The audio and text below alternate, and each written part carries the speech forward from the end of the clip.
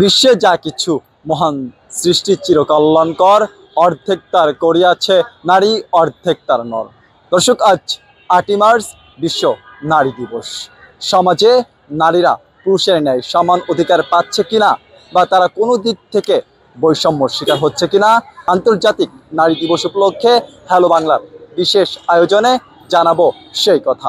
সঙ্গে আছি আমি ফয়জুল্লাহ ফয়সাল।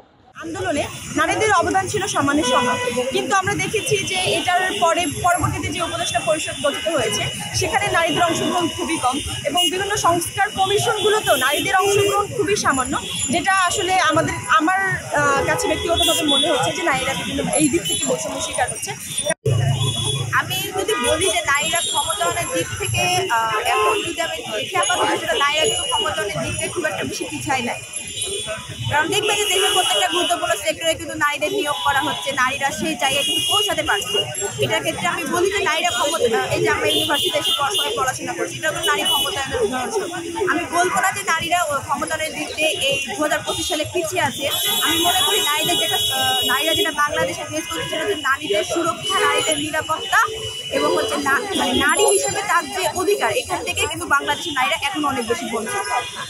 অবশ্যই পুরুষের ন্যায় নারীরা সকল জায়গায় সমান সুযোগ সুবিধা এখনও কিন্তু পাচ্ছে না। কারণ আপনি দেখেন যে আমি যতটুকু জানি যে গার্মেন্টসে কিন্তু এখনও নারীদেরকে হচ্ছে তাদের যে প্রাপ্য যে সুযোগ, এটা কিন্তু এখনও দেওয়া হয় না। পুরুষের থেকে কিন্তু নারীদেরকে ভিক্টিমাইজ করা হয়। আর আপনি যখন একটা বিচারে যখন একটা পুরুষ বা নারীদের যখন দেখবেন যে একটি অপরাধের ক্ষেত্রে নারীদেরকে কিন্তু বেশিরভাগ দোষী করা হয়, বলে যে না তোমার এটা কেস করা লাগবে না, তুমি সমাজে ভিক্টিমাইজ হয়ে যাবা, তোমাকে হচ্ছে যে মানুষ দোষ দিবে, তার থেকে ভালো তুমি চুপ করে থাকো। এভাবেই কিন্তু নারীদেরকে কী করা হয়, নারীদের ব্রেনকে ওয়াশ করা হয়। তাদের বিচারের ক্ষেত্রেও কিন্তু একটি নারী ও পুরুষের সমান মানে আমরা নারী দেখতে পাই না। নারী হিসেবে পুরুষের ন্যায় সুযোগ সুবিধা আসলে ওই যে আমি বললাম, আমি যদি আমার জায়গা থেকে বিবেচনা করি তাহলে আমি একটা সুবিধাজনক পর্যায়ে আছি। কারণ আমি একটা দেশের সবচেয়ে বড় শিক্ষা প্রতিষ্ঠানে পড়ছি, কিন্তু একটা প্রান্তিক পর্যায়ের মেয়ে তো এই সুযোগ সুবিধাগুলো পায় না। এবং এখানে যে আমি আছি, এখানে যে আমি ব্যারিয়ারের শিকার হচ্ছি না তা কিন্তু না। হয়তো দেখা যাচ্ছে এই যে কয়েকদিন আগেই তো শাহবাগে যে তার পোশাকের কারণে তাকে হ্যারাস হতে হলো, কিন্তু এই ঢাকা বিশ্ববিদ্যালয়ে একটা ছেলে হাফ প্যান্ট পরে বের হোক, তাকে কিন্তু এই কথাটা শুনতে হবে না। কিন্তু একটা মেয়ে সে যদি ওড়না করে না বের হয়, তাকে কিন্তু এই কথাটা শুনতে হবে।